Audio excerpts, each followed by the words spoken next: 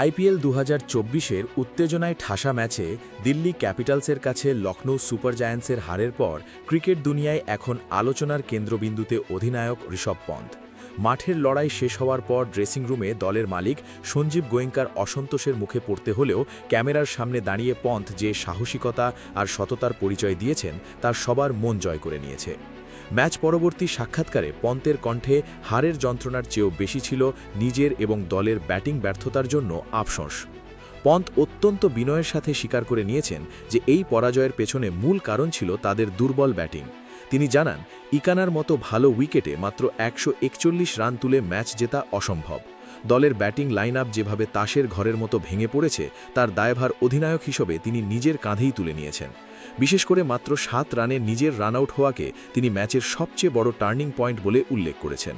তার মতে একজন সিনিয়র খেলোয়াড় হিসেবে শেষ পর্যন্ত টিকে থেকে দলকে সম্মানজনক স্কোরে নিয়ে যাওয়া উচিত ছিল, যা তিনি করতে পারেননি। তবে হারের বিষাদ থাকলেও নিজের বোলারদের নিয়ে গর্ব ঝরে পড়েছে পন্থের গলায়। তিনি জোর দিয়ে বলেন, যদি আজ মোহাম্মদ শামি, মহসিন খান এবং তরুণ প্রিন্স যাদবের মতো বোলাররা না থাকতেন তবে লখনৌ লড়াই করার সুযোগই পেত না। মাত্র ২৬ রানে দিল্লির ৪ উইকেট তুলে নিয়ে এই বোলাররাই লখনৌকে ম্যাচে খিরিয়ে এনেছিলেন। পন্থের এই বক্তব্য স্পষ্ট করে দেয় যে দলের মালিক ক্ষুব্ধ থাকলেও তিনি তার বোলিং ইউনিটের উপর পূর্ণ আস্থা রাখছেন। প্রতিপক্ষকে সম্মান জানাতেও কার্পণ্য করেননি লখনৌ অধিনায়ক। তিনি দিল্লির ২ তরুণ তুর্কি সমীর রিজভি এবং ট্রিস্টান স্টাবসের প্রশংসা করে বলেন, যে কঠিন পরিস্থিতিতে তারা ৮০ রানের বিধ্বংসী জুটি গড়েছেন তা সত্যি প্রশংসার দাবি রাখে।